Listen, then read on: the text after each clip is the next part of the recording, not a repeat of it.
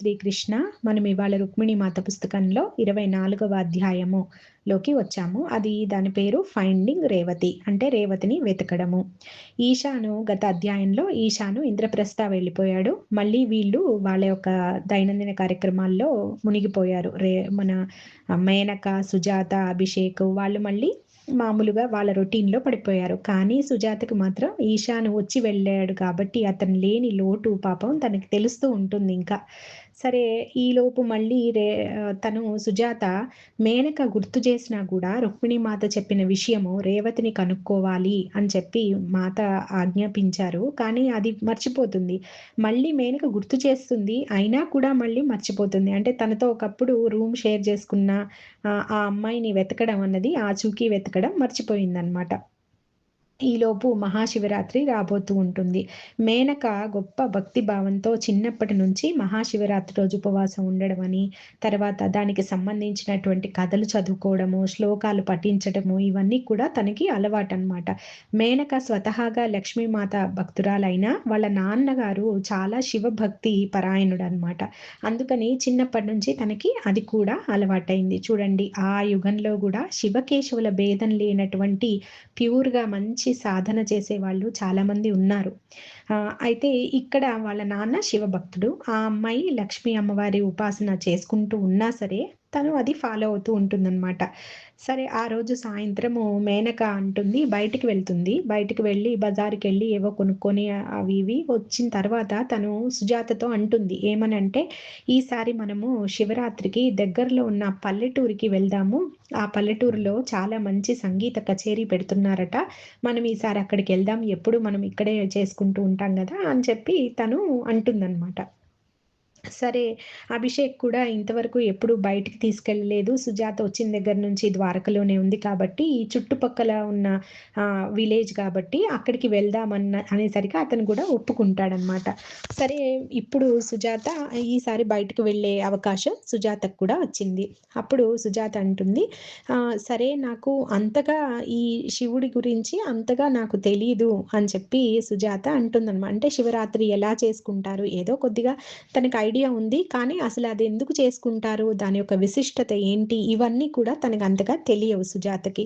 అప్పుడు మేనక చెప్తుంది, ఆ రోజు రాత్రి జరిగే వాళ్ళ పెళ్లి ఘట్టం, అంటే శివపార్వతుల కళ్యాణం గురించి చెప్తూ, నాకు చాలా ఇష్టం అది అని చెప్పి తను అంటుందన్నమాట.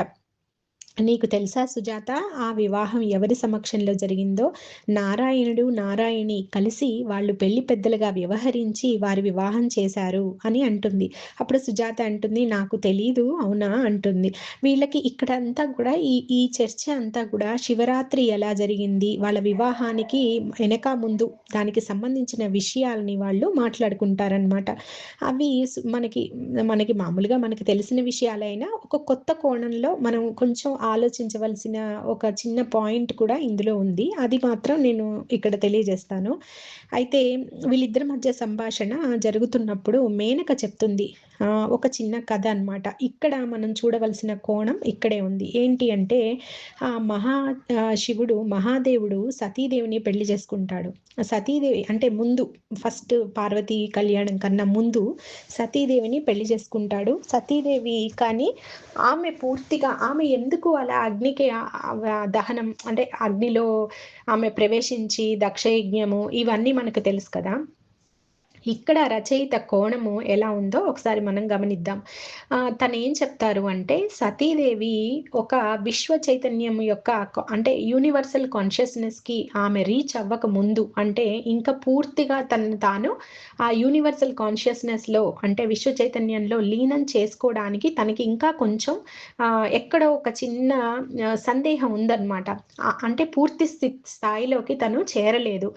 ఆ టైంలో అప్పుడు మహాదేవుడు ఏమంటాడంటే, నువ్వు ఈ ఫామ్‌ని, అంటే ఈ సతీదేవి ఫామ్‌ని నువ్వు డిజాల్వ్ చేసేసేయి. అంటే నువ్వు దాన్ని మరుగున పరిచేసేయి. నువ్వు ఇంకొక ఫామ్ తీసుకోవాల్సి ఉంది అని చెప్పి ఆయన మహాదేవుడు చెప్తారట.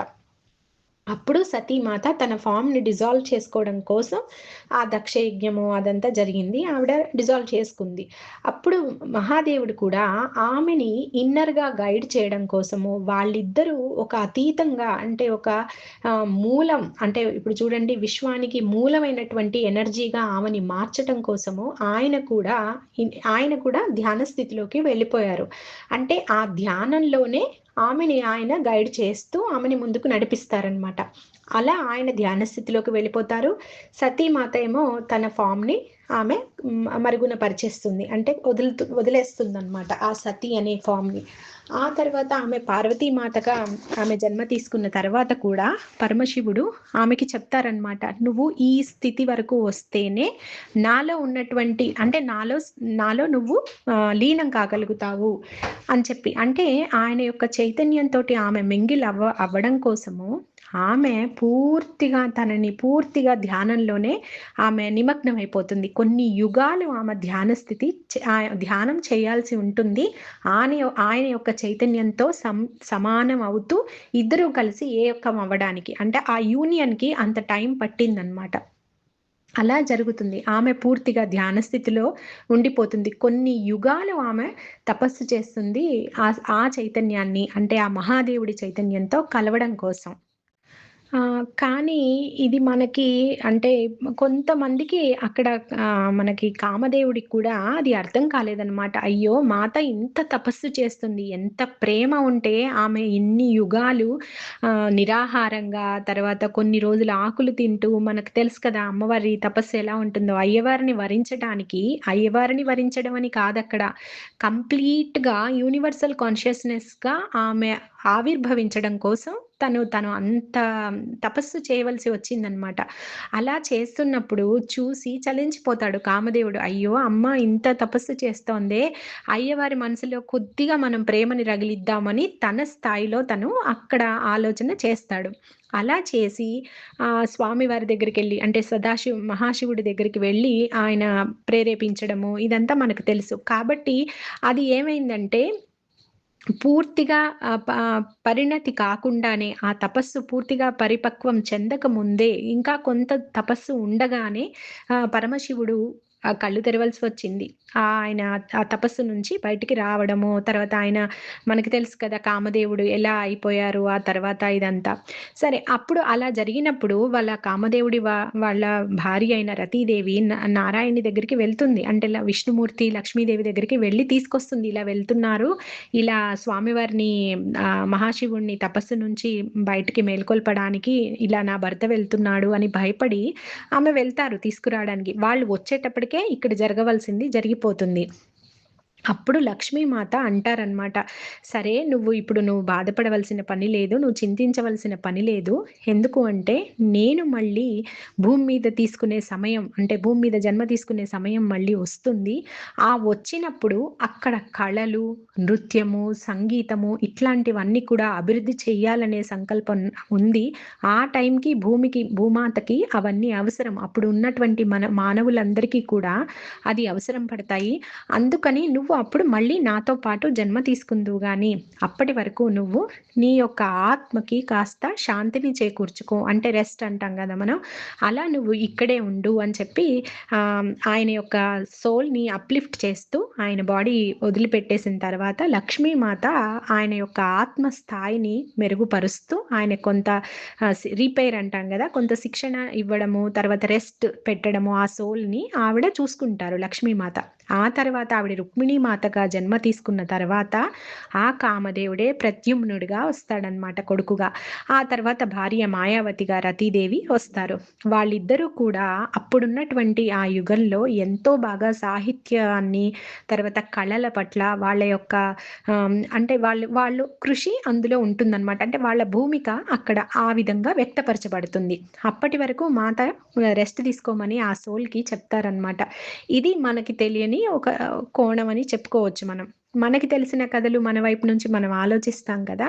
అలా ఈవిడ చెప్పిన విధానం ఆవిడ ఇన్నర్‌లో చూసిన విధానాన్ని బట్టి ఈవిడ చెప్పారనమాట ఇది. అదొకటి ఇక్కడ మనకి కొత్తగా అనిపిస్తుంది ఈ కథ.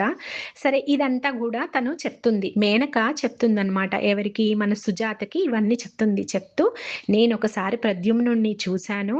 నిజంగా కామదేవుడు అంటే అంత వర్చస్సు ఆయన్ని చూస్తూనే మనకి లోపల పులకరింత ఎంతో మంచి గొప్ప తేజస్సు కలిగిన వ్యక్తి ఆయన అని చెప్పి తను చెప్తుందనమాట సుజాతకి.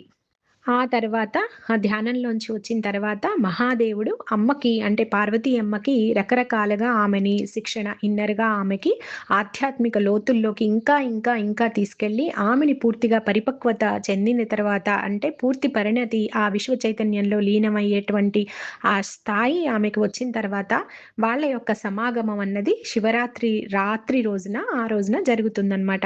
అంటే అది ఒక పవిత్ర ప్రేమ విశ్వాలన్నింటికి వ్యక్తపరిచే ఒక విస్ఫోటనం అన్నమాట. ఒక పవిత్ర ప్రేమ యొక్క విస్ఫోటనం. ఆ విస్ఫోటనం వల్ల అన్ని విశ్వాలలోనూ ఒక ప్రేమ తరంగము ఆ రోజున వెల్లివిరుస్తుంది. కాబట్టి మనందరం కూడా ఆ రాత్రిన మనం ధ్యాన స్థితిలో గనక మనం ఉండినట్టయితే ఆ యొక్క ప్రేమ విస్ఫోటన తరంగము మన హృదయాన్ని కూడా తాకి మనం కూడా ఆ డివైన్ లవ్ ఆ పవిత్ర ప్రేమలో మనం కూడా ఒక భాగం అవుతాం. ఇది అసలుగా దానికి కావాల్సిన అంటే ప్రతి మనిషి కూడా మనలో ఉన్నటువంటి ఎమోషన్స్ అన్నిటినీ కూడా మనము ఎలా మార్చుకోగలగాలి? రిలీజ్ చేయడం అన్నా చేయాలి. లేదంటే వాటన్నిటిని కూడా ఒక పవిత్ర ప్రేమగా మార్చగలగాలి మనం. అది మనకి పవిత్ర ప్రేమగా మార్చగలగడం అన్నది ఈ పలానా కొన్ని రోజుల్లో వచ్చేటువంటి ఆ ఎనర్జీ వలన జరుగుతుంది. అందులో శివరాత్రి ముఖ్యమైనదిగా మనం చెప్పొచ్చనమాట.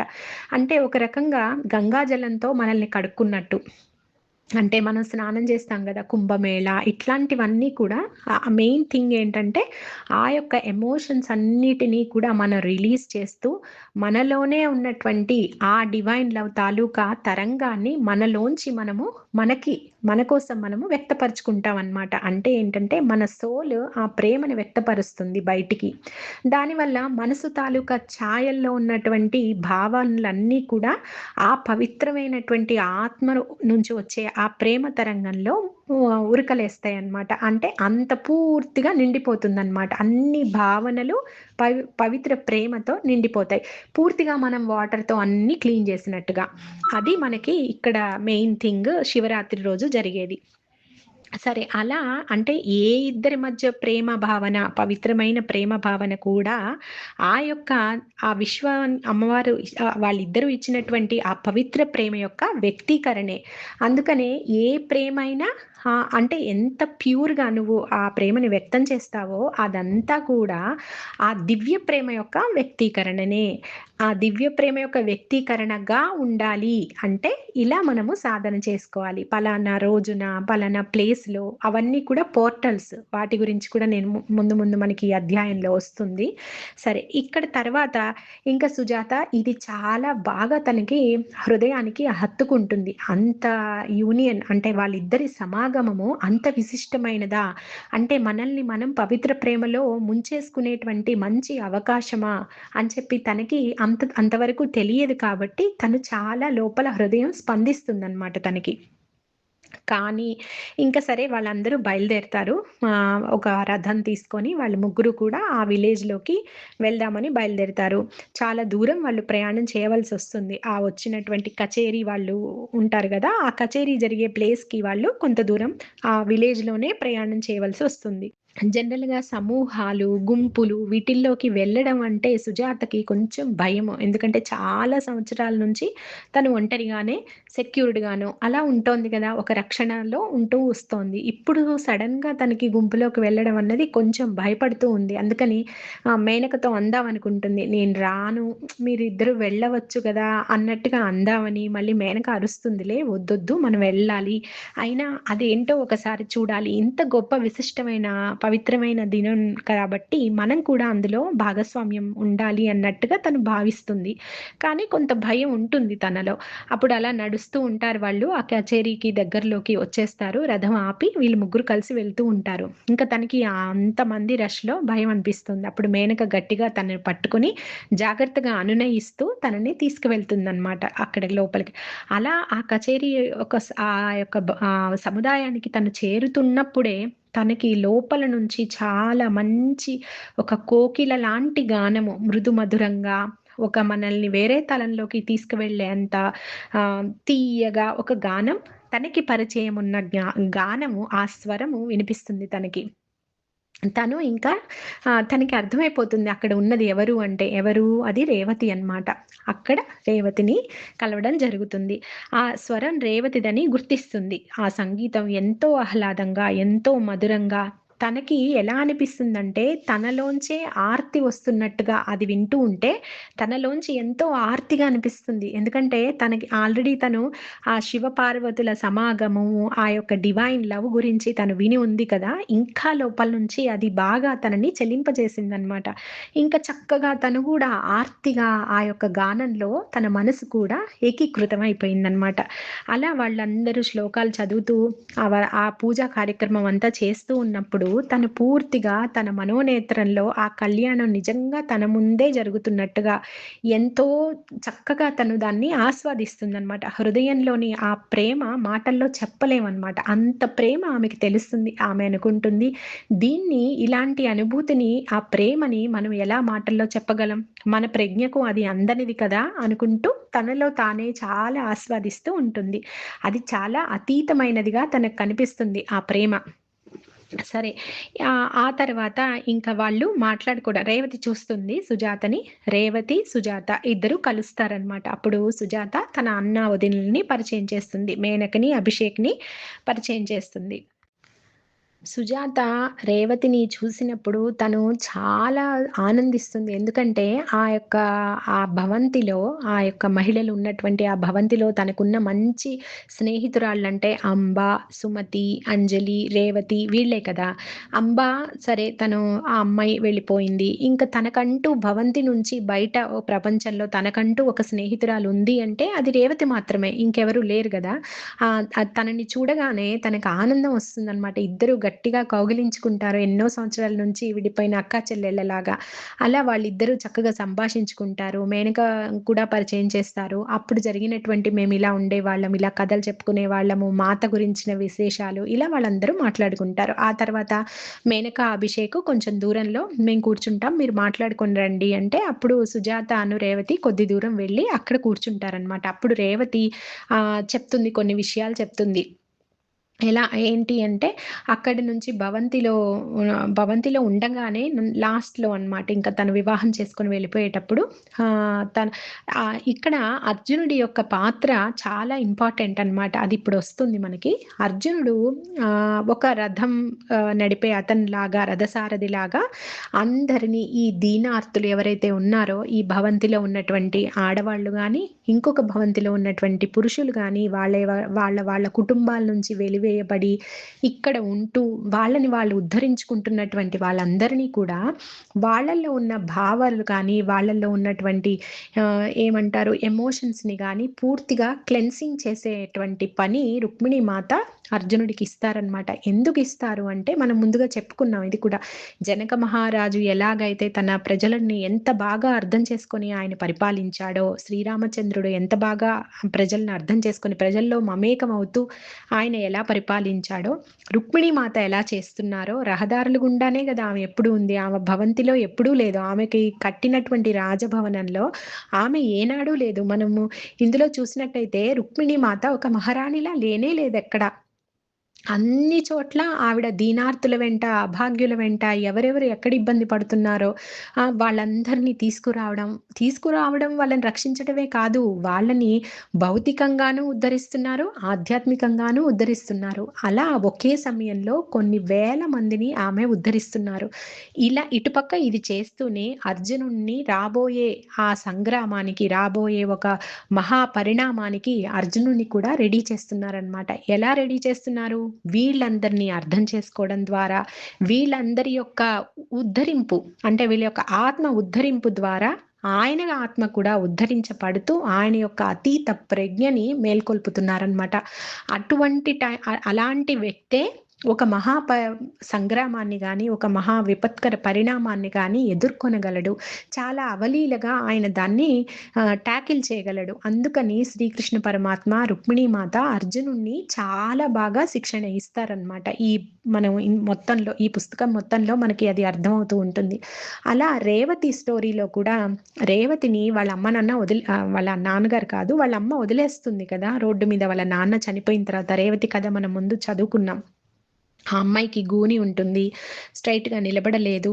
కానీ గానం చాలా బాగా పాడుతుంది. కళ ఉంది ఆ అమ్మాయిలో. ఇవన్నీ మనం ముందు చదువుకున్నాం. ఒక రోజున మాత చెప్తారు. ఒక రథాన్ని పంపించి, ఒక రథసారథిని పంపించి, "నువ్వు మీ అమ్మ దగ్గరికి వెళ్ళు. నీ కుటుంబాన్ని నువ్వు ఒకసారి కలువు. ఆ తర్వాత నువ్వు ఇంకా వెళ్ళిపోవడం గానీ, నువ్వు ఎక్కడెక్కడ కచేరీలు చేయాలంటే అక్కడ కచేరీ చేయొచ్చు." అప్పటికి ఇది వివాహం జరిగిన తర్వాతనే జరుగుతుంది. రేవతికి వివాహం జరిగి కుమారుడు పుట్టిన తర్వాత అప్పుడు మాత ఆజ్ఞాపిస్తారనమాట వీళ్ళని. ఒకసారి వెళ్లి కుటుంబాన్ని కలవమని, ఈ రథంలో వెళ్ళమని. అప్పుడు రేవతి కొంత కంగారు పడుతుంది. వాళ్ళందరూ నన్ను వ్యతిరేకించారు. నేను ఎందుకు వెళ్ళడము? మాత ఎందుకు వెళ్ళమంటున్నారు మళ్ళీ నన్ను అందులోకి? వాళ్ళందరూ వద్దనుకునే గదా నేను రోడ్డు మీదకొచ్చాను. ఎందుకు మాత వెళ్ళమంటున్నారు అనుకోని, సరే మాత వెళ్ళమంటున్నారు కాబట్టి నేను వెళ్తాను అనుకుంటుంది. అనుకోని తన భర్తని, వాళ్ళ పిల్లాడిని ఇద్దరిని తీసుకొని బయలుదేరదాం అనుకుంటుంది. ఎందుకంటే వాళ్ళంతగానో నన్ను హింస పెట్టారు. "నువ్వు శాపగ్రస్తురాలివి, నీకేమీ చేతగాదు, నీకు వివాహం అవ్వదు." ఇట్లా రకరకాలుగా ఆ అమ్మాయిని ఇబ్బంది పెట్టారు. కాబట్టి నేనిప్పుడు చూపిస్తాను. నాకు వివాహమైంది. నేను చక్కగా నా యొక్క ఈ అంగవైకల్యాన్ని పోగొట్టుకున్నాను. నేను ఒక మంచి సంగీతం పాడే ఒక గాయనినయ్యాను. నాకు భర్త ఉన్నాడు. నాకు కొడుకు పుట్టాడు. ఇవన్నీ కూడా నేను మంచిగా చూపిచ్చాలి. నా తల్లికి నన్నెవరైతే నన్ను అవమానించారో, అవహేళన చేశారో నా అన్నలు, వాళ్ళకి నేను చూపిచ్చాలనుకోని రథంలో అయితే తీసుకొని కూర్చోబెట్టుకొని వెళ్తూ ఉంటుంది. కానీ తన మనసు ఎంతో భయము, లేకపోతే ఎంతో బాధతో నిండిపోతుంది. భయానికన్నా ఎక్కువ బాధతో నిండిపోతుందనమాట. ఎందుకంటే అవన్నీ గుర్తొస్తూ ఉంటాయి. తను పడిన ఆ యొక్క అవహేళన అదంతా గూడా. ఎందుకు మాత నన్ను మళ్ళీ ఇలాంటి పరిస్థితిలోకి నెట్టారు అనుకుంటుంది. సుజాత గూడా మనం సుజాత మిగతా వాళ్ళు కూడా ఇలాగే ఆలోచించారు గదా! సరే ఆ అమ్మాయి అలాగే ఆలోచిస్తుంది. కానీ దిగిన తర్వాత మళ్ళీ ఎనకడుగు వేస్తుంది. వెళ్ళడం అవసరమా నేను? ఇలా బాధపడి వాళ్ళు తిట్టిన మాటలన్నీ గుర్తొచ్చి దుఃఖిస్తుందనమాట లోపలికి వెళ్ళకుండా. అప్పుడు రథసారథి చెప్తారనమాట. ఏమనంటే, "నువ్వు అలా అనుకోకు. వాళ్ళు అవహేళన చేయడం వల్లనే నీకు ఇంతటి మంచి పరిస్థితి నీకు కలిగింది కదా! మాతతో ఉండగలిగావు. నీకు భర్త లభించాడు. నీ యొక్క శాపం పోయింది. చక్కగా నీ కొడుకు పుట్టాడు." ఇవన్నీ ఒక నెగెటివ్ థింగ్ అంటే ఒక విపత్కర పరిస్థితి నీకు ఎదురైంది నీకు లైఫ్‌లో. కానీ దాని వలన జరిగినటువంటి మంచి పరిణామాల్ని మాత్రమే నువ్వు పట్టుకో. వాటిని మీదనే నువ్వు దృష్టి సారించు. అది గనక జరగకుండా ఉండి ఉంటే నీకు ఈ యొక్క సంఘటనలు నీ యొక్క జీవితంలో జరగవు కదా! నువ్వు అలా ఆలోచించు. ప్రతిదానికి ఏదో కారణం ఉంటుంది. తప్పనిసరిగా ఉంటుంది. మాత ఎందుకు పంపించారో చూడు. నీకు ఈ సంఘటన ఎదురైంది. నీ తల్లి తర్వాత అన్నలందరూ కూడా అజ్ఞానం వలన నిన్ను తిట్టారు. అజ్ఞానం వలనే వాళ్ళు నిన్ను వద్దనుకున్నారు. వాళ్ళు పెంచలేరు, పోషించలేరు. వాళ్ళ పరిస్థితి అలాంటిది. కాబట్టి నువ్వు వెలివేయపడ్డావు, బయటికి పంపించబడ్డావు. కానీ నీకంతా మంచే జరిగింది కదా! వాళ్ళ యొక్క లిమిటేషన్స్ వాళ్ళకున్నాయి. వాళ్ళ యొక్క అజ్ఞానం వాళ్ళకుంది. వాళ్ళని ఆ విధంగా చూసి అంగీకరించు అని చెప్పి ఈ రథసారథి ఆమెకి జ్ఞానబోధ చేస్తాడు. అర్జునుడు ఉండేదే జ్ఞానం ఇవ్వడానికి. అంటే తనకు తెలిసిన జ్ఞానాన్ని పంచుకోవడం అన్నది అర్జునుడికి ముందు నుంచి ఉందన్నమాట. ఆ జ్ఞానము ఎవరెవరికి ఇవ్వడం వలన వాళ్ళందరూ ఆ తర్వాత ఎంతో గొప్పగా ఉద్ధరించబడ్డారు. సరే ఇక్కడ అర్జునుడు అంటే ఆ రథసారథి చెప్పిన తర్వాత ఆ అమ్మాయికి ఆ చెప్పడం గూడా అక్కడ ఎలా ఉంటుందంటే ఒక మాట ఏదో మాటలా ఉండదు. సాధకుడు ఏదైనా చెప్తున్నారు అంటే ఒక మంచి స్థితిలో ఉన్నవాళ్ళు ఏదన్నా ఏదో మాటగా చెప్తున్నారు అన్నట్టు ఉండదది. దానికి ఒక ఎనర్జీ ఉంటుందన్నమాట. ఆ మాటకి ఎనర్జీ ఉంది. ఆ ప్రెజెన్స్‌కి ఎనర్జీ ఉంది. ఆ చూపుకి ఎనర్జీ ఉంది. కాబట్టి అది ఆ అమ్మాయి హృదయంలోకి వెళ్లి మార్పు సంభవించింది. అలా మహాత్ముల మాటలు అంత ఎనర్జీగా ఉంటాయన్నమాట. అప్పుడు ఆ అమ్మాయి ఆత్మ లోపలికి వెళ్ళి అది తనలో ఒక భావాన్ని తీసుకువచ్చింది. అప్పుడు తను చక్కగా వాళ్ళని క్షమించి అంగీకరించగలిగింది. మరి చూడండి, ఒక జన్మ గూడా పడుతుంది క్షమించకపోతే. అట్లాంటిది ఒక మాట, మహానుభావుడి మాట వలన వెంటనే అక్కడ ఆ అమ్మాయిలో క్షమాగుణం వచ్చేసింది. వచ్చి చక్కగా వాళ్ళ అమ్మని, తర్వాత అన్నల్ని క్షమించగలిగింది తను. క్షమించి వాళ్ళ లోపలికి వెళ్ళింది. మాత వాళ్ళ కోసం ఫుడ్ గూడా తయారు జేసి ఈ అమ్మాయి చేత పంపిస్తారు. చూడండి మాతకెంత ప్రేమో! సరే. ఆ తర్వాత ఆ ఫుడ్ అదంతా తీసుకొని తను లోపలికెళ్తుంది. చూస్తుంది వాళ్ళ అమ్మని. అందరూ కూడా చాలా ఏజ్ వచ్చేసి వృద్ధాప్యంకొచ్చేసున్నారు. సరే వాళ్ళ అమ్మ వృద్ధాప్యంలోనే ఉంటుంది. వాళ్ళ అన్నయ్య కొంత చిన్న భూభాగం తీసుకొని అక్కడ ఇల్లు కట్టుకొని ఉంటారు. అంటే వాళ్ళు ఉన్నంతలో కొద్ది మేరకే ఉన్నారు. ఒక రకంగా ఈ అమ్మాయి రేవతియే చక్కగా ఇంకొంచెం అభివృద్ధిలో ఉందన్నమాట. సరే వాళ్ళందరి దగ్గరికి వెళ్తుంది, చూస్తుంది. చూసి వాళ్ళు ఆశ్చర్యపోతారనమాట. ఇదేంటి నా బిడ్డ చక్కగా నుంచుంది అని. అప్పుడు వాళ్ళు ఆప్యాయంగా ఆ అమ్మాయిని పలకరిస్తారు. తను చెప్తుంది, ఇలా నాకు వివాహమైంది. నా కొడుకున్నాడని. వాళ్ళందరూ ఆశ్చర్యపోతారనమాట. ప్లస్ వాళ్ళు కొంత సిగ్గుపడతారు కూడా తాము చేసిన తప్పుకి. కాబట్టి తను పూర్తిగా వాళ్ళని అంగీకరిస్తుంది. అప్పుడు చక్కగా వాళ్ళ మధ్య సంభాషణ జరుగుతుంది. వాళ్ళందరిని చూస్తుంది. ఏదైనా అవసరం ఉంటే తాను హెల్ప్ చేస్తానని కూడా చెప్తుంది రేవతి. అలా చెప్పిన తర్వాత బయటికొస్తుంది. చాలా మనసు తేలికగా అనిపిస్తుంది. అప్పుడు తనకు అర్థమవుతుంది, ఏ రకమైన ఎక్స్‌పెక్టేషన్స్‌ని పెట్టుకోకుండా ఆ యొక్క షరతులు లేని దివ్య ప్రేమని అందించడం కోసమే, అది అలాంటి ఒక గుణాన్ని అలవరచడం కోసమే మాత తనని ఇక్కడికి పంపించారు అని చెప్పి తనకు అర్థమవుతుంది. ఇది ఇక్కడ ఇంపార్టెంట్ అన్నమాట. ఎక్స్‌పెక్టేషన్స్ ఏమీ లేకపోతే అప్పుడు ఆ ప్రేమ అది దివ్య ప్రేమగా మారుతుంది. అప్పుడు అంతా దివ్యంగానే జరుగుతుందన్నమాట. అది నేర్పించడం కోసం మాత తనని పంపించారు. సరే ఇదంతా చక్కగా ఆమెకి ఒక మధురానుభూతిని కలిగిస్తుంది. ఆ తర్వాత మళ్ళీ బయలుదేరి వాళ్ళ భర్త, పిల్లాడితో సహా మళ్ళీ వచ్చేస్తుందన్నమాట ఇంటికి. వచ్చేసినప్పుడు ఆ రథసారథికి చాలా కృతజ్ఞత చెప్పుకుంటుంది. కృతజ్ఞత చెప్పి బాధపడుతుంది. నేను ఇంకెలా చెప్పను? ఇంకెలా కృతజ్ఞత చెప్పను? మీరు చేసినటువంటి ఆ జ్ఞాన బోధ, లేకపోతే మీరు చెప్పినటువంటి ఆ యొక్క కౌన్సెలింగ్ లాంటి దానికి నా లోపల సోల్ పూర్తిగా తను అప్‌లిఫ్ట్ అయింది. అంటే ఉద్ధరించబడిన ఫీలింగ్ నాకే తెలుస్తోంది. మిమ్మల్ని ఏమని నేను కృతజ్ఞతలు చెప్పను మీకు అని చెప్పి అంటుంది. అప్పుడతనంటాడు, మనమందరం కూడా రుక్మిణి మాతకి కృతజ్ఞతలు చెప్పాలి. నాకు ఇట్లా అవకాశం ఇచ్చినందుకు నేనెప్పుడూ మాతకి ఒక శరణాగతి అంటే పూర్తిగా సరెండర్ అయినటువంటి ఒక సేవకుడి లాంటి వాడిని అని చెప్పి అతను చెప్తారనమాట. అలా వెళ్ళిపోతూ ఉంటాడు. సరే తను గుర్తించదు. తనకి ఆయన అర్జునుడు అని రేవతికి తెలీదు.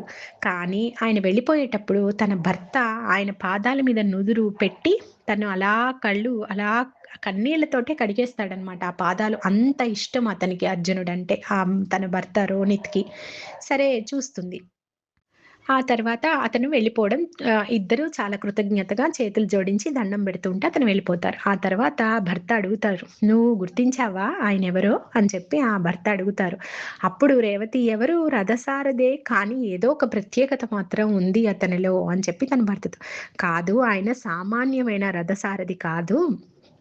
ఒక నోబెల్ వారియర్, ఒక పవిత్రమైనటువంటి యుద్ధ వీరుడాయన, అర్జునుడు ఆయన, నువ్వు గుర్తించలేదా?" అంటారు. అంతే ఒక్క క్షణం తనకి ఎంత ఆశ్చర్యం అనిపిస్తుందంటే, అంత గొప్ప రాజకుమారుడు ఇలా అడవి వాళ్ళ వేషంలో ఇలా మనతో పాటొచ్చి, మన సంగతులు విని, మనకి జ్ఞానాన్ని పంచిపెట్టి, తన సమయాన్ని ఇలా వెచ్చిస్తున్నారా? అసలిలా చేస్తారా ఎవరైనా? అని తను చాలా ఆశ్చర్యపోతుందనమాట. ఇలా తను ఆమెకి జరిగినటువంటి కథని, అర్జునుడికి సంబంధించిన కథని సుజాతతో పంచుకుంటుంది. ఇలా అర్జునుడి వారికి అతీత ప్రజ్ఞని నేర్పించటము, ఆ యొక్క మెంటల్ పవర్స్‌ని పెంచడం కోసము, తర్వాత స్పిరిచ్యువల్‌గా ఆయన యొక్క శక్తిని పెంచడం కోసము వాళ్ళ ఆధ్యాత్మికమైనటువంటి శిక్షణ మాత ఇస్తున్నారు. ఆయన హృదయాన్ని అంత అంటే ఆ హృదయంలో పూర్తిగా దయ, క్షమ, తర్వాత ఇంకా అతీతమైనటువంటి ప్రజ్ఞ ఇవన్నీ కూడా ఆయనకి శిక్షణగా ఇస్తున్నారు. ఈ సంఘటనలను ఆయనకిస్తూ అని చెప్పి రేవతి సుజాతతో పంచుకుంటుంది. ఆ తర్వాత ఇంకా ఒక కథ చెప్తుంది తను.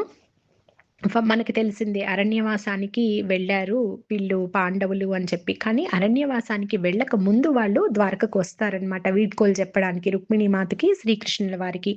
అప్పుడు కృష్ణుడు కొన్ని రకాలైనటువంటి సలహాలు, సూచనలు ఇస్తారు పాండవులకి. అలాగే ద్రౌపదికి ఆ ద్రౌపది మాతకి రుక్మిణీ మాత ఒక పక్కకు తీసుకువెళ్ళి ఆమెకి ధాన్యం ఉన్నటువంటి ఒక డబ్బా ఇస్తారు. ఆ డబ్బాలో ఉన్నటువంటి ధాన్యాన్ని ఎప్పుడూ వాడకూడదు.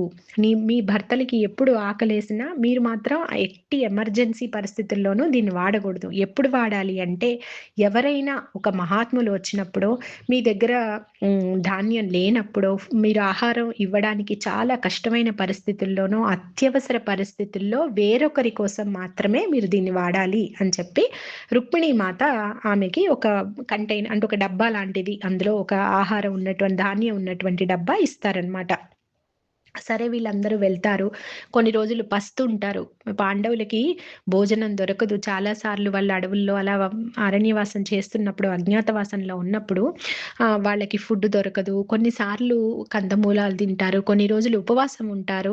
ఇలా రకరకాలుగా ఇబ్బంది పడ్డా కూడా ద్రౌపది మాత ఆ డబ్బా ధాన్యం ఉన్నటువంటి ఆ యొక్క డబ్బాని వాడరు.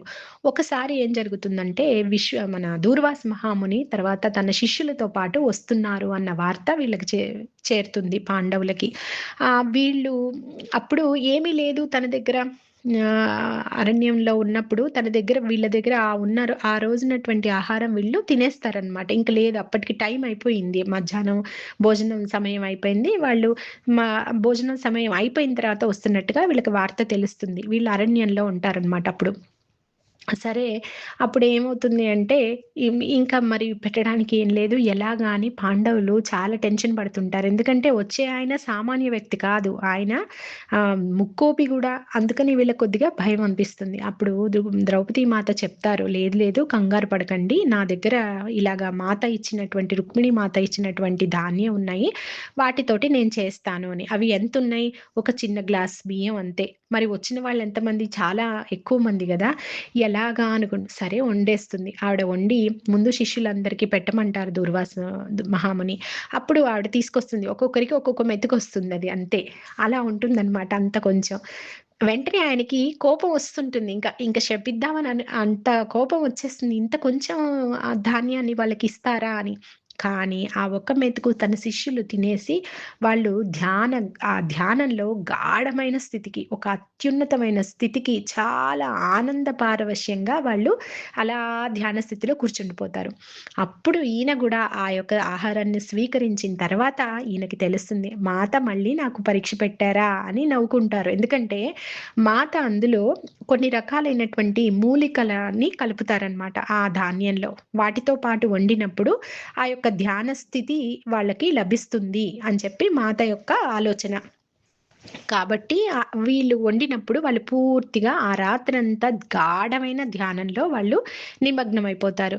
పొద్దున్నే ద్రౌపది ఒక్కతే తను మేల్కొని ఉంటారనమాట. పొద్దున్నే మళ్ళీ వాళ్ళంతా చాలా సంతృప్తిగా వెళ్ళిపోతూ ఉంటారు. దుర్వాస మహాముని శిష్యులు. అప్పుడు దుర్వాసుల వారు ఒక విషయం చెప్తారు.